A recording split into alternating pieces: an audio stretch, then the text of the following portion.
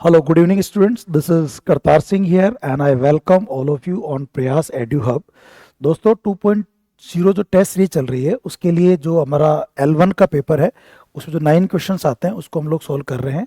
ये mix question है सारे टॉपिक्स के। जैसे पहला जो क्वेश्चन आप देख रहे होंगे ये क्वेश्चन अपना टेंस का क्वेश्चन हो गया। जनरली यूजुअली जब आता है तो प्रेजेंट सिंपल टेंस होता है जिसमें वर्ब की फर्स्ट फॉर्म या फर्स्ट फॉर्म में एस और एस आता है।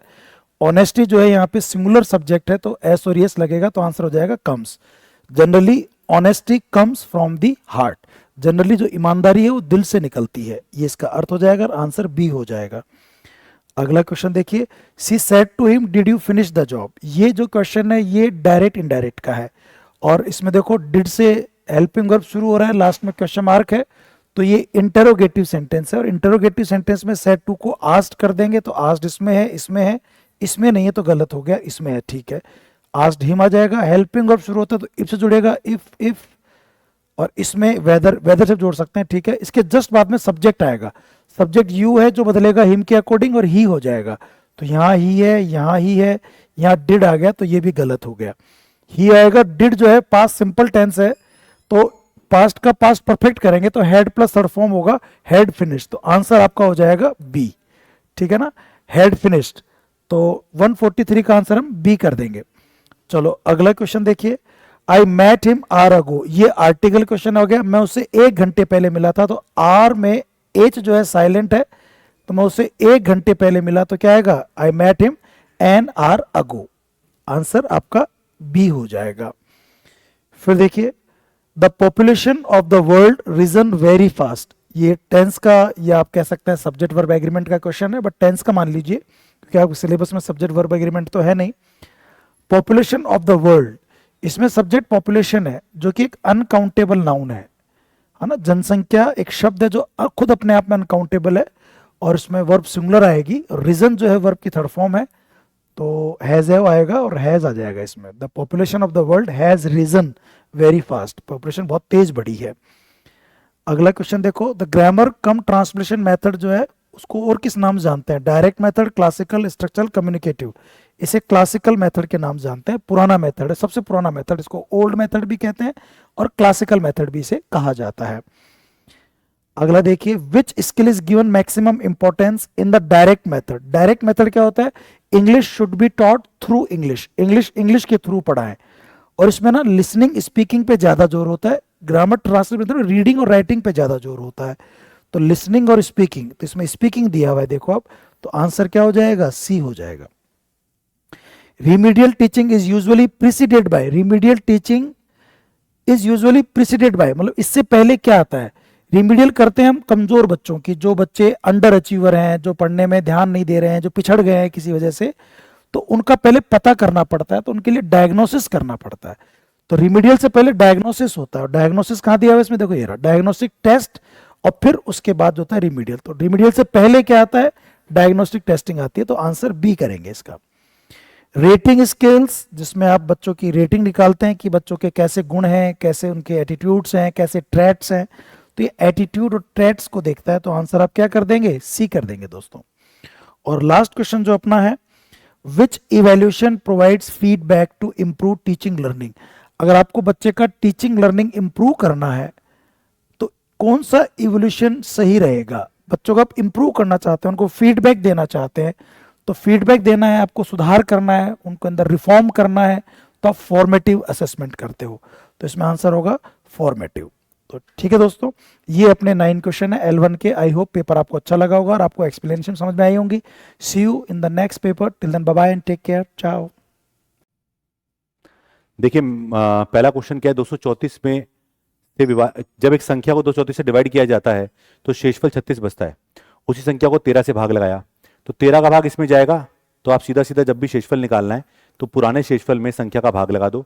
13 दूनी 26, शेषफल आएगा 10, ये आएगा शेषफल 10। अगला है, वर्तमान में जिस चावल को 29 रुपये प्रति ग्राम की दर से बेचा जा रहा है, पिछले महीने उसका मूल्य 25 रुपये प्रति ग्राम था, तो बोल रहा है किसी परिवार को अपने चावल की खपत कम करने में कितना ताकि व्यय पहले से समान रहे। तो आप देखोगे कि 25 रुपए पहले थे, अब 29 रुपए में बिक रहा है, लेकिन अब वो चाहता है मात्रा कम हो जाए, तो 29 वाली मात्रा 25 कर दो, उल्टा कर दो बस।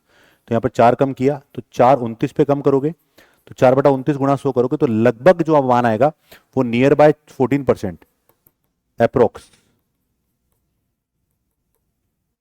करेक्ट।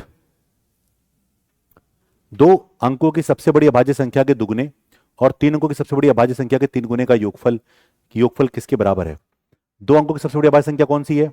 97, उसका दुगना, और 3 अंकों की 997 उसका 3 गुना, जोड़ लो तो ये हो गया 194 प्लस 7 21 का 1 कैरी 2, 27 और 2 29 कैरी 2, 5 9 9 18 का 8 कैरी 1, 3185। निम्नलिखित में से कौन सा कथन सही नहीं है आपसे पूछ रहा है? केवल 4 एक अंक की अभाज्य संख्याएं हैं।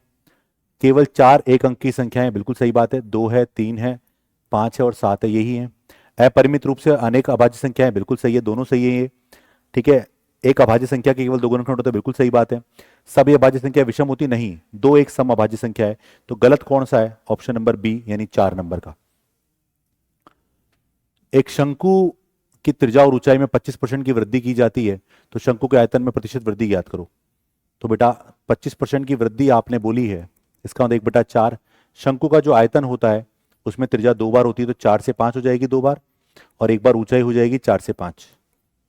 करेक्ट। तो 64/125 गुणा कर दिया तो वृद्धि हुई 61 की, किस पर? 64 पर। तो 61/64 गुणा 100, तो सॉल्व करोगे तो आएगा 95.31% इसका आंसर होगा। करेक्ट। तो इस तरह से हमारे ये मैथ्स के जो प्रश्न थे कंप्लीट हुए। धन्यवाद।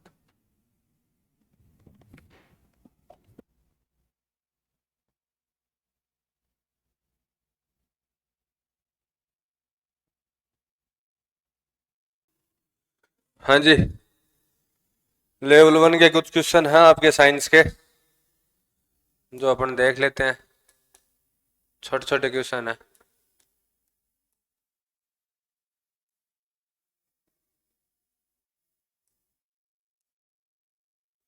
ये क्वेश्चन नंबर आपका 123 है, कोशिका के बारे में है।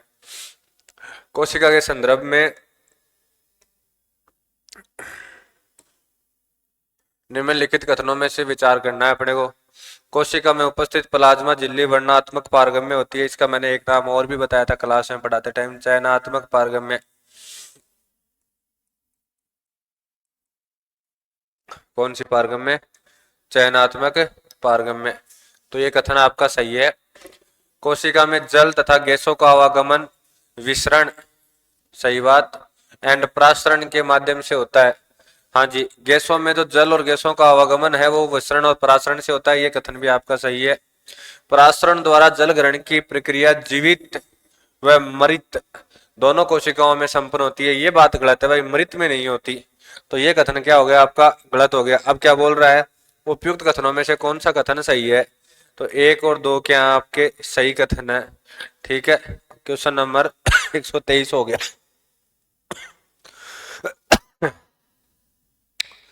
अरेखित पेशियां, हृदय की पेशियां तो भाई रेखित होती हैं। कैसी होती हैं? ये क्या होती हैं आपकी? अरेखित होती हैं। अतरंगीय पेशियां, ये भी क्या होती हैं भाई? आपकी रेखित होती हैं।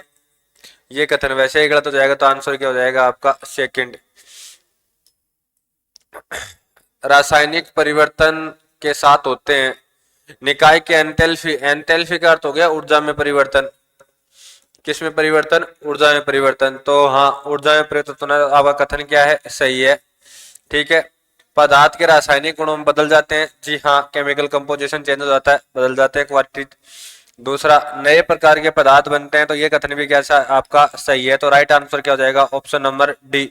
सारे के सारे कथन क्या है इसमें? सही है आपके। ठीक है, क्वेश्चन नंबर 125 का आंसर हो जाएगा आपका 125 में डी। निम्न कथनों में से असत्य कथन का चुनाव करना है। न्यूटन का तृतीय नियम संवेग संरक्षण पर आधारित है।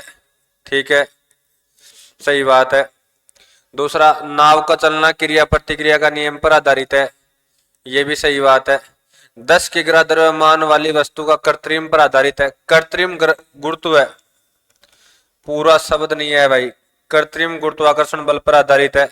जड़त्व का माप द्रव्यमान से होता है, ये कथन भी क्या है आपका सही है। तो गलत कौन सा हो जाएगा आपका, ये हो जाएगा। तो आंसर क्या हो जाएगा 126 में डी आंसर हो जाएगा भाई। कौन सा आंसर हो जाएगा, डी आंसर हो जाएगा। रॉकेट की गति पर निम्नलिखित में कौन सा संरक्षण का सिद्धांत लागू होता है।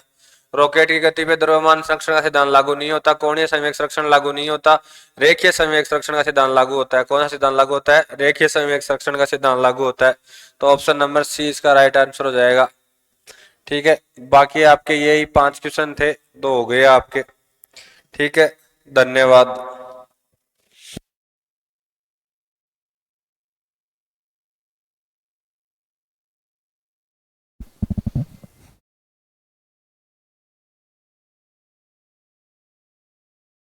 हाँ भाई, नमस्कार सभी को, राधे राधे। मैं सर्व विष्णु, आप सभी का हार्दिक स्वागत और अभिनंदन करता हूं। अध्यापक तृतीय श्रेणी जो टेस्ट सीरीज 2.0 वाली थी, लेवल प्रथम की बात कर रहे हैं। उसमें देखो हमारे हिंदी से संबंधित जो प्रश्न पूछे हुए थे, संधि की दृष्टि से असम्मिलित विकल्प का चयन कीजिएगा। बताओ, 4 ऑप्शन है हमारे सामने और 4 ऑप्शनों में आपके सामने स्पष्ट कर रखा है। एक दे रखा भ्रातृधन उपकार, भ्रातृ उपकार यानी संधि का है। गति धन अवरोध, गति अवरोध, सही बात कह रहा है इसमें भी। वधु धन इच्छा, यही गलत कर रखा है। वधु धन इच्छा बनेगा, मधु धन अरि मधुवरी। तो विकल्प आपका असुमेलित पूछा हुआ है, सी विकल्प ही सही है। इसमें कौन सा है, सी विकल्प सही होगा आपका। अगला प्रश्न देखिएगा, किस वाक्य में सकर्मक क्रिया नहीं है। क्या कह रहा है, किस वाक्य में सकर्मक क्रिया नहीं है। मजदूर पेड़ के नीचे बहुत देर से बैठा है। किसान हल से खेत जोत रहा है। क्या जोत रहा है, खेत। किससे, हल से। मोहन बाजार में फल खरीद रहा है। क्या खरीद रहा है, फल खरीद रहा है। 3 छात्र पुस्तकालय में पढ़ रहे हैं। क्या कर रहे हैं भाई, पढ़ रहे हैं। कहाँ पढ़ रहे हैं, पुस्तकालय में। इनमें तो सकर्मक क्रिया है। क्या सकर्मक क्रिया है, इसमें सकर्मक क्रिया नहीं है। तो विकल्प आपका पहला है। मजदूर पेड़ के नीचे बहुत देर से बैठा है, कब से है, बहुत देर से। कहाँ बैठा है, पेड़ के नीचे बैठा है। कौन बैठा है, तो इसमें आपकी अकर्मक क्रिया है। ध्यान रखना, कर्म कहीं पर भी दिखाई नहीं दे रहा है। नेक्स्ट आता है, किस में अशुद्ध शब्द है। ऐसा कौन सा विकल्प है, अशुद्ध शब्द बताइएगा।